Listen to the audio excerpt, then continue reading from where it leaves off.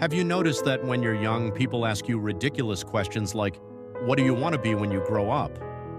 But once you hit a certain age, society starts asking an even stranger question. So, when are you going to start acting old? Acting old? What exactly does that mean? Am I supposed to suddenly become fascinated by weather forecasts?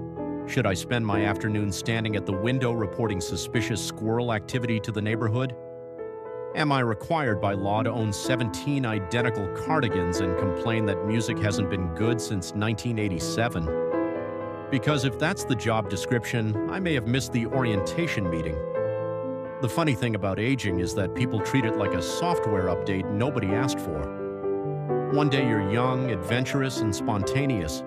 The next day you bend down to tie your shoes and make a sound like an antique wooden staircase. Your knees start predicting rain better than the meteorologist.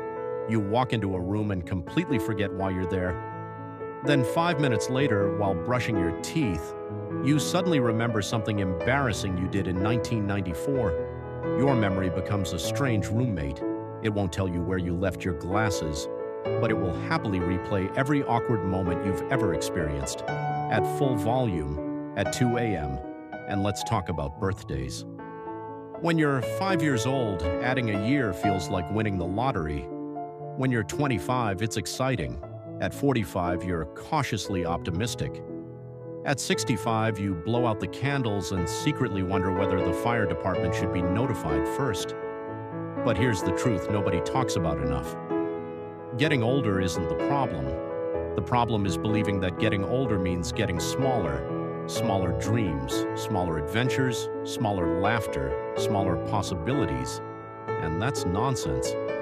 Because some of the most interesting people in the world didn't become extraordinary despite their age. They became extraordinary because of everything their years had taught them. Confidence comes from surviving things. Wisdom comes from making mistakes. Perspective comes from living. And attitude? Attitude comes from reaching a point where you realize life is far too short to spend worrying about things that don't matter. You stop chasing everyone's approval. You stop apologizing for taking up space. You stop pretending to have everything figured out.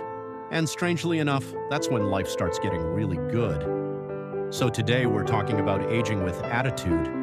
Not aging with fear, not aging with regret, not aging while desperately trying to convince everyone you're still 25.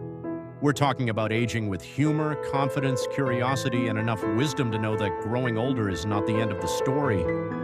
In many ways, it's where the best chapters begin. So if you've ever laughed at your aching joints, celebrated another birthday with mixed emotions, forgotten why you walked into a room or looked in the mirror and thought, who is that person and why do they look so much like my parents? You're in exactly the right place. Because today we're not counting the years. We're making the years count.